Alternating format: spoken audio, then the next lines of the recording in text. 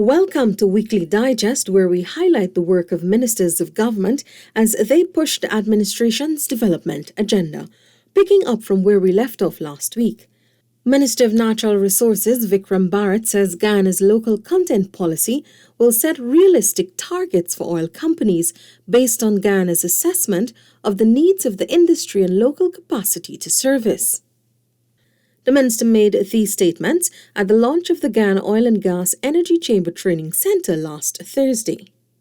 There was a local content policy that was launched in January 2020 by the AP and UFC government.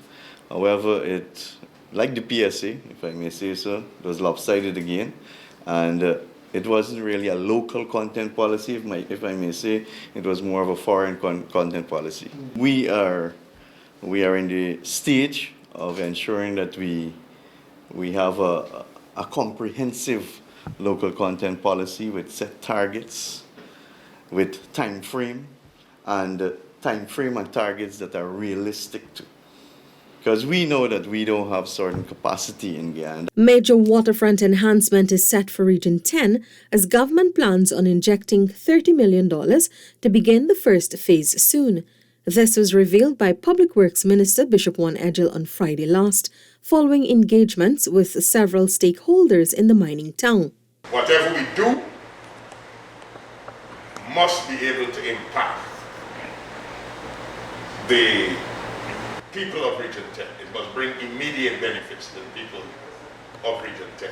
My engineers, within 3 days, will be bringing to me a proposal of how we will do some enhancement on the Wisma shore, as well as how we will do some enhancement on the Mackenzie shore, including provision of facilities for washroom facilities, lighting, and to ensure that the spaces are available for people to recreate, hang out, line. Some $185 million in Because We Care cash grants have been distributed in Region 9 during a recent 2-day rollout of the program in the region.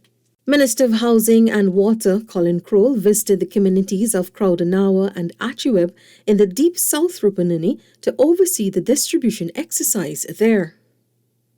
All our children are equally important in ensuring that their future is taken care of, in ensuring that the education delivery is brought to your children so that they can go on to become even better and achieve more than what you may have achieved in your time.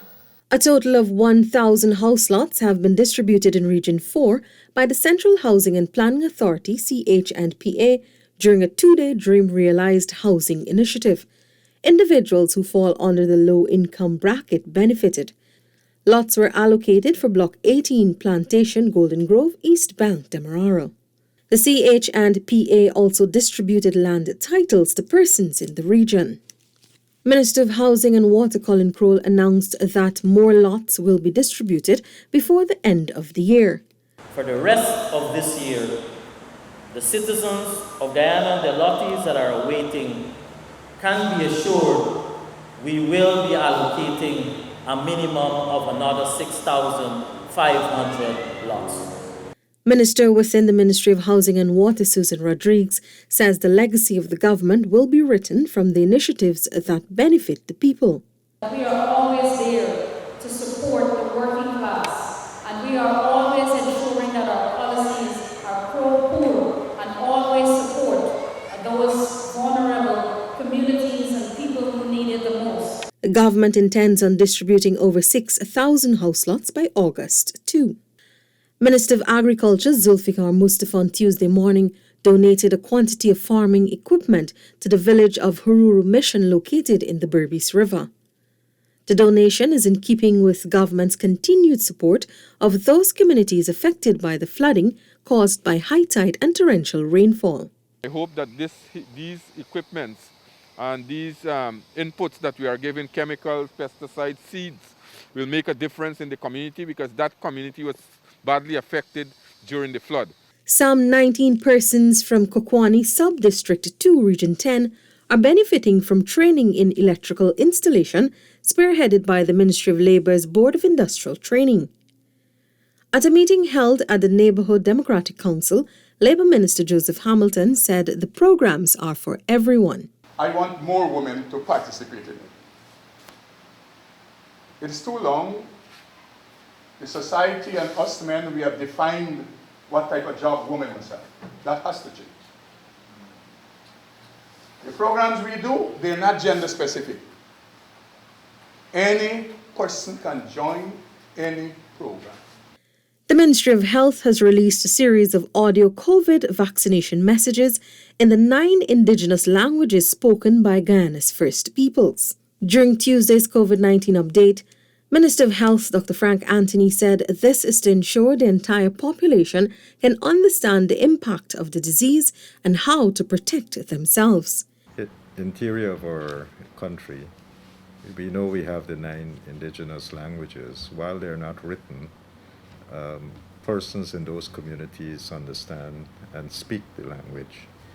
So in an effort to reach people and to get over these messages, the ministry has been able to hire someone who translated messages pertaining to vaccination, the importance of vaccination, the safety of vaccines in all of the indigenous languages. Minister Anthony says with this measure in place, he hopes to see an uptake in vaccination in those areas. The PPPC government is rolling out the red carpet for entrepreneurs looking to invest in new business process outsourcing BPO ventures or for existing BPOs looking to expand. Senior Minister in the Office of the President with responsibility for finance, Dr. Ashni Singh, engaged Emerge BPO on Tuesday, following visits to Qualfan and Express International earlier this year. Minister Singh urged these companies to expand their ranks and assure them that the PPPC government will create a policy environment that is conducive for their growth. We've highlighted the BPO sector as a sector that is almost uniquely situated regarding its potential for job creation in particular. And so it's against this background, the background of our government's commitment to ensuring that the Guyanese economy is diversified, against the background of our commitment to ensuring that investment is facilitated in Guyana, private sector investment is facilitated in Guyana, and that jobs are created for Guyanese people. Dr. Singh said President Dr. Mohamed Irfaan Ali and his cabinet maintains that the Guyanese economy must be diversified in spite of the exciting developments that are happening in the oil and gas sector. Several ministers of government have visited Region 9 in the last week to distribute over $185 million in government's Because We Care cash grant initiative. Minister within the Office of the Prime Minister with responsibility for public affairs, Kwame McCoy, and Minister of Tourism, Industry and Commerce, Onij Walron, distributed grants in several central Rupununi communities. Minister McCoy told parents and guardians at Arapaima Primary School that the Because We Care initiative is more inclusive than the previous government's 5Bs program.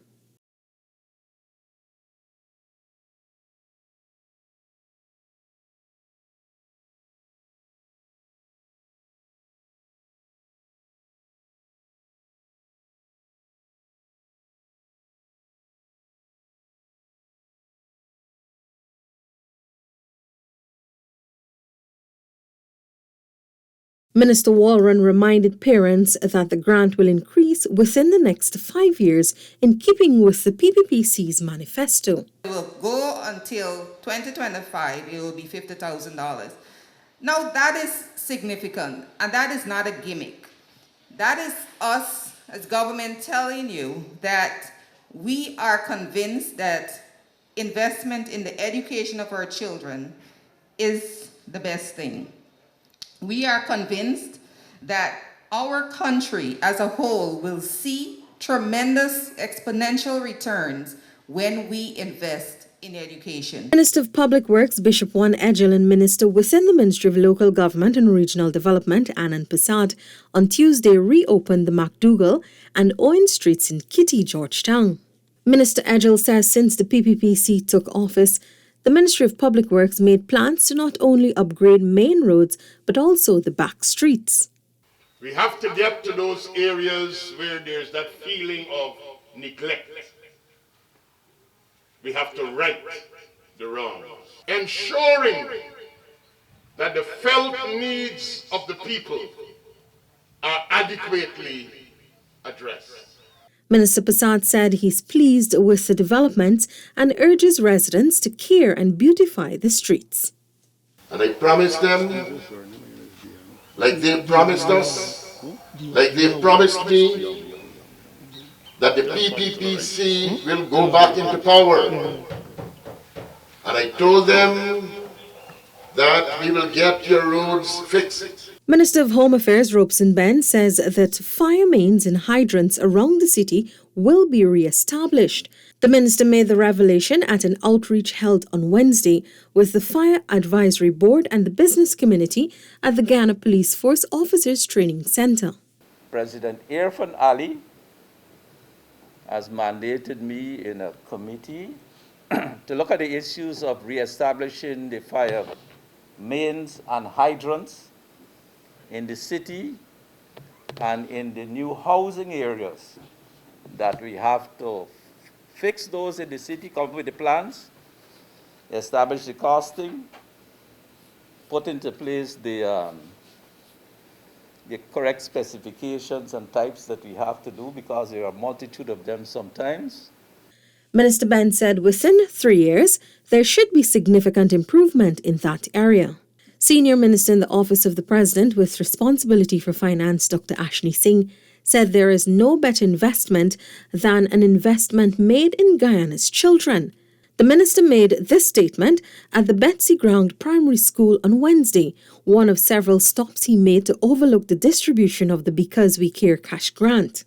Our government is firmly committed to doing what is necessary to create the opportunities, but ensuring that those opportunities are fully capitalized on is a responsibility that is shared by those in the education system, and I commend them for doing an excellent job. The minister said the cash grant will go a long way in providing critical needs of students, such as stationery, uniform, and other school supplies. Dr. Singh was one of several ministers of government who found out to start rolling out some $421.6 million allocated for Region 6 under the grant initiative.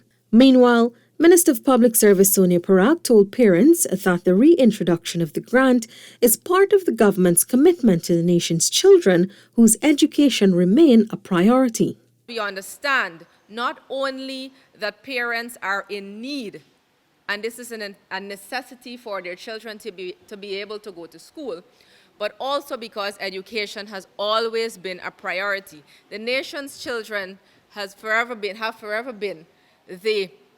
a priority and of utmost importance to this government. The initiative has been praised by many as timely and as a demonstration of the government's commitment to honouring promises made.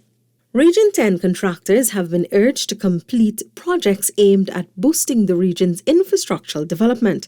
Minister of Local Government and Regional Development Nigel Darmlal made this call during a meeting at the Mackenzie High School when he visited the region on Wednesday. This region has a history of underperformance, and it is not something that we will negotiate with.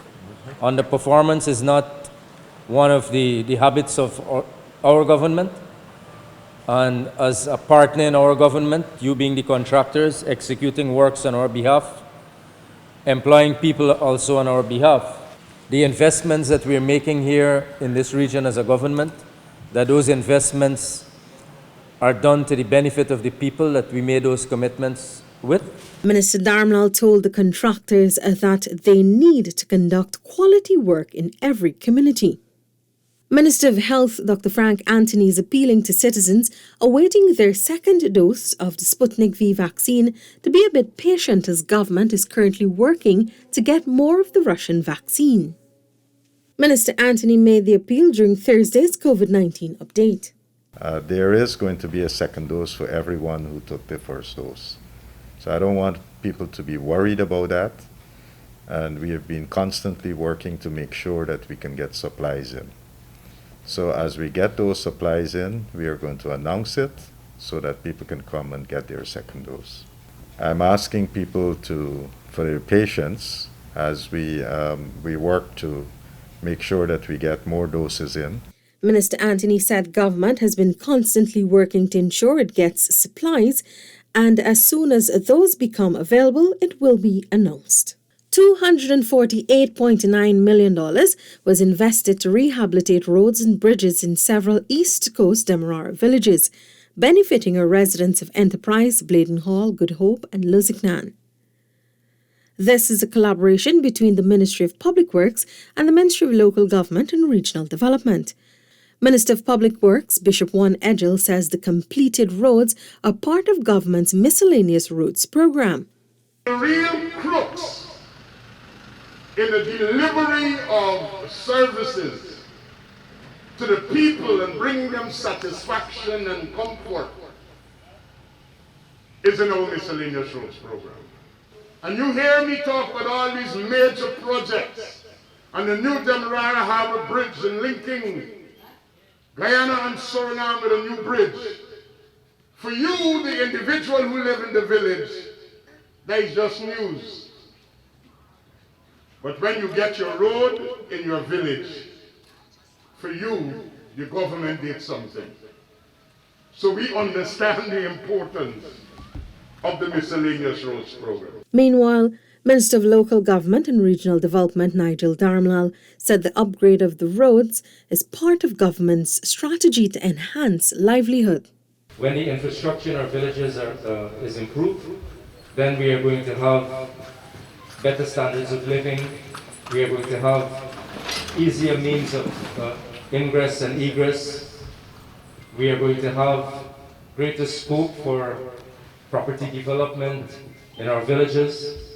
And I believe that with what plans we have moving forward, today is a seminal day where we are showing the rest of Guyana that this government is committed to all the villages of our country. A new fire station has been commissioned and an ambulance service launched in Melanie Damashana, East Coast, Demerara. Minister of Home Affairs Robeson Ben and Minister of Health Dr. Frank Anthony were present at the simple ceremony on Friday. Minister Ben says the commissioning is an investment by government to build the capacity of the fire service to better serve its people. As we continue to commission just now the new fire stations in Mabaruma, in Madhya, and other places just now, that the national architecture in response to fire and medical emergencies would be comprehensively enhanced. Minister Ben also highlighted that with the new fire station, government is providing the requisite resources for effective functioning. A number of African cultural organizations on Friday received cash donations to assist in their various emancipation celebrations. Minister of Culture, Youth and Sport Charles Ramson Jr. handed over the monies to 47 groups at the Ardachong Conference Centre. Minister in the Office of the Prime Minister with responsibility for public affairs Kwame McCoy and Minister of Tourism, Industry and Commerce Onij Walron were in attendance. The recipients all thanked the government for the donation that will contribute to their emancipation celebrations.